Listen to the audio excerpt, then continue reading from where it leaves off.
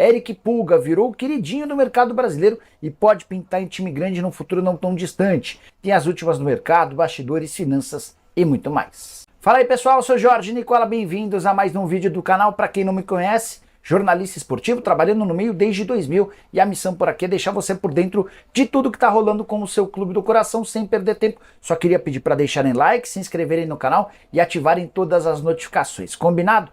Quero te falar agora sobre Eric Pulga. Se você ainda não observou esse jogador, atacante que pertence ao Ceará, 23 anos de idade, certamente daqui bem pouco tempo você vai vê-lo jogando em clube da primeira divisão e possivelmente clube grande, que dispute títulos.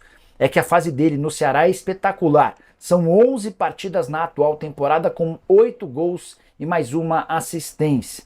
Jogador que foi descoberto pelo Ceará por investimento relativamente baixo. Ele foi comprado do Ferroviário por apenas R$600 mil, valor que equivale a 40% dos direitos econômicos.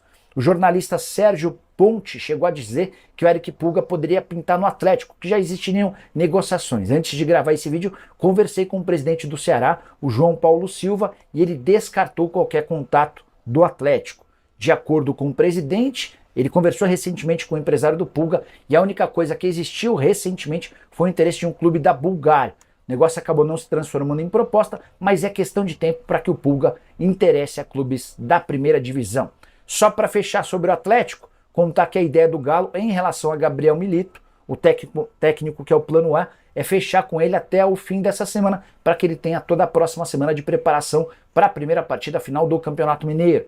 Ainda sobre o Milito, a imprensa chilena afirma que soa muito estranho o desfecho das tratativas com a Laú.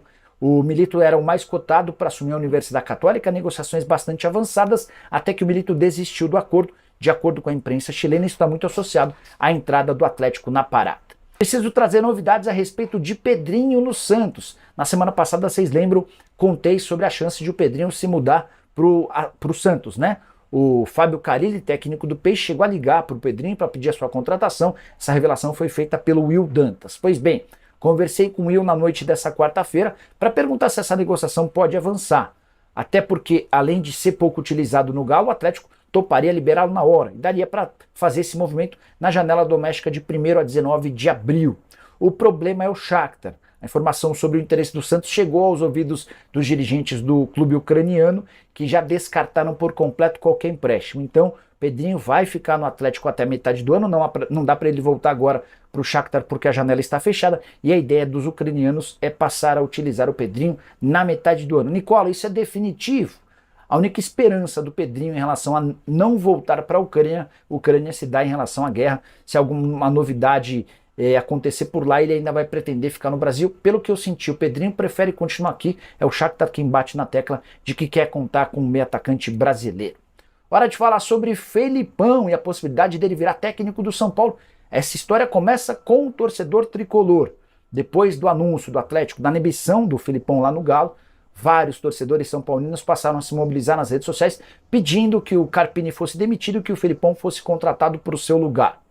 Vale a lembrança de que o Felipão tem um velho conhecido na diretoria do São Paulo, Rui Costa, o executivo de futebol do Tricolor, trabalhou com o Felipão no Grêmio. Há quem diga, inclusive, que eles têm uma boa relação. Além disso, o fato de estar desempregado e ser um profundo conhecedor de Libertadores da América poderiam lhe garantir trunfos nesse acordo com o São Paulo. O que eu fiz? Peguei o telefone e liguei para uma fonte super importante do Tricolor e perguntei, e aí, Felipão, tem alguma chance?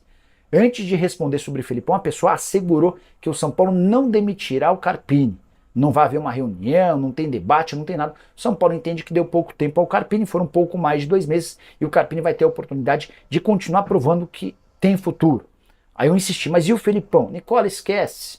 O Felipão não tem o estilo de jogo que a gente pensa para o São Paulo. A gente quer um São Paulo propositivo, um São Paulo que tenha posse de bola, um São Paulo que seja ofensivo. E o São Paulo avalia que o Felipão não é capaz de entregar isso. O Felipão vai entregar um time competitivo, um time que se baseia na defesa, não é o que o São Paulo busca por meio dos seus conceitos. Por parte do presidente, Júlio Casares, do diretor, Carlos Belmonte. Então, ainda que o Carpini venha a cair daqui a 1, 2, 3, 4 semanas, diante de um próximo tropeço, o nome do Felipão, mesmo que desempregado, não fará parte dos planos. Quem garante é uma fonte super importante dentro do Tricolor. E olha só, como é que está esse ranking. Nos últimos 10 anos, dos times que estão na Série A desse ano do Campeonato Brasileiro, quais foram os times que mais demitiram o treinador. Olha aí. O Vitória fez 26 trocas nos últimos 10 anos. Atlético Goianiense, 24. Criciúma, 23. Atlético Paranaense, 22. Bahia e Vasco, 21. Flamengo, 20. O Flamengo trocou 20 vezes de treinador. Botafogo e Juventude, 19. Atlético, Cruzeiro e Cuiabá trocaram 18 vezes de treinador nos últimos 10 anos. O Atlético é em 10º lugar nesse ranking de mudança de treinador. E aí eu fui ver algumas coisas que me chamaram a atenção nesse ranking, né? E aí você vê lá, olha para vocês verem como realmente o Atlético não consegue dar um prosseguimento para o treinador, olhando de 2014 até 2024, ok? Olha só, olhando esses números, eu fui ver qual o treinador que ficou mais tempo no Atlético, de 2014 até 2024. E aí, me deparei com Levir Coupe, o treinador que ficou mais tempo no Atlético, fez mais jogos no Atlético. O Levir Coupe fez 109 jogos como técnico do Atlético em 2014 e 2015. Depois, pasmem como o número cai. Depois veio o Cuca, em 2021, 71 jogos. Agora, o terceiro no ranking dos últimos 10 anos que mais dirigiu o Atlético, eu acho que dificilmente vocês iam acertar.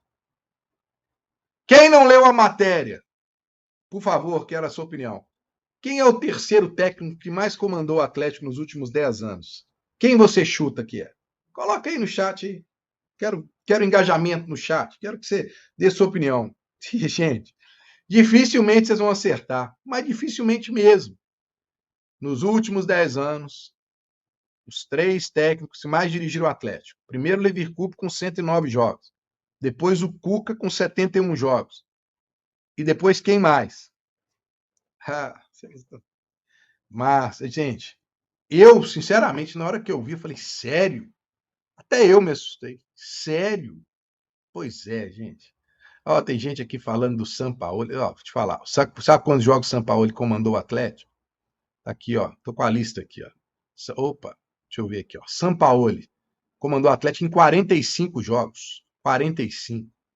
Quem tá falando Sampaoli aí? 45 jogos, tá? Não foi Sampaoli, não. O terceiro técnico que mais comandou o Atlético nos últimos 10 anos? Thiago Largue, com 49 jogos. Thiago Largue em 2018 com 49 jogos. Olha que loucura. Thiago Largue. E aí, vamos pegar os que menos partidas fizeram no Atlético. Olha que coisa, gente, impressionante. O treinador que nos últimos 10 anos menos partidas comandou o Atlético, ou seja, o que caiu mais rápido, Dudamel. Dudamel em 2020. 10 jogos. 10 jogos.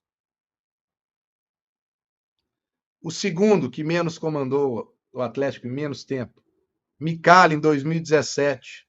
13 jogos. 13 jogos. E depois tem Wagner Mancini em 2019. 13 jogos. Gente, olha isso. Eu peguei essa turma toda, porque todos esses que eu estou citando aqui, inclusive, eu acompanhei de perto. Porque eu comecei a cobrir o Atlético na Cidade do Galo desde 2015. Então, peguei Levi, peguei o Cuca, o Thiago Lar, que eu citei, peguei Dudamel, o Micali, peguei Wagner Mancini, peguei essa turma toda. Convivi com todos esses treinadores, né? E várias coisas, tem várias peculiaridades, né? Mas quando eu olho aqui, Dudamel, 10 jogos, Micali, 13 jogos e Wagner Mancini, 13 jogos, essa pouca quantidade de jogos, a culpa foi da diretoria da época, que fez uma escolha totalmente errada do treinador. O que Dudamel ia ter aqui no Atlético? Um técnico da seleção, passou pela seleção venezuelana. Como ia um cara, sabe? Umas coisas assim, umas escolhas que não tinham nada a ver, né? O Micali, um cara que tinha sido campeão olímpico, tá bom, mas tinha passado pela base do Atlético e tal, tá meio sumido, colocaram o cara. né? Wagner Mancini foi uma grande surpresa. Me recordo, né? Caiu o treinador, tal, quem que vai, papapá, quem que vai contratar? O Mancini veio, caiu Rodrigo Santana, quem vem? Tal. Aí, para acabar a temporada, Wagner Mancini. Wagner Mancini, sério?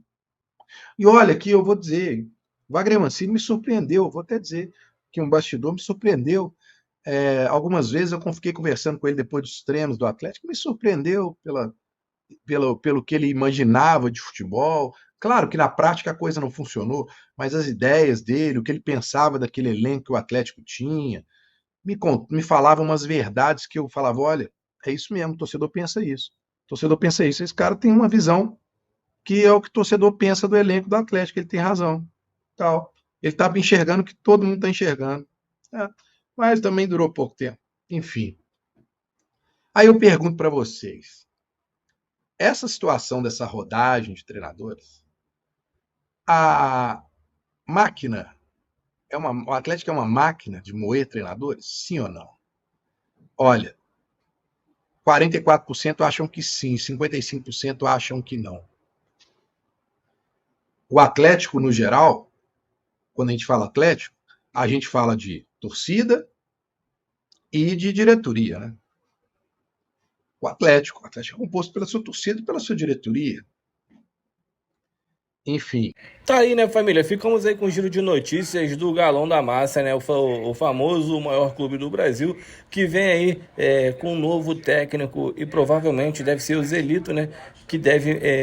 Milito, na verdade. Milito que deve vir para fechar aí com o Galão. O Galo que vem forte aí no mercado da bola e provavelmente deve ser campeão da Libertadores esse ano e talvez também possa arrematar a Copa do Brasil, porque o Galo é poderoso demais. Então, para mim, o Galo leva esses 2 títulos aí tranquilamente e não tem para onde fugir. Os adversários podem correr. Agora que o Filipão saiu, vai ser muito mais fácil a gente conquistar um título de expressão aí, já que não vamos ficar na retranca. E o Melito é um muito bom treinador que mudou lá o Alaú e jogou muito bem esses últimos tempos aí no comando do time lá, chileno, se eu não me engano, exatamente. E enfim, rapaziada, essas foram as informações de hoje. Espero que você tenha gostado do vídeo, mas lembrando você, se você for inscrito, não for inscrito, pode se inscrever no canal e deixar seu like para fortalecer o nosso trabalho. Lembrando também que o Eric Pulgar do Ceará é muito bom jogador. Seria uma boa vir pro Galão? Então, rapaziada, deixa aí a sua opinião, comenta, curte, compartilha. E é isso. Um grande abraço no teu coração. Tchau, tchau. Fui!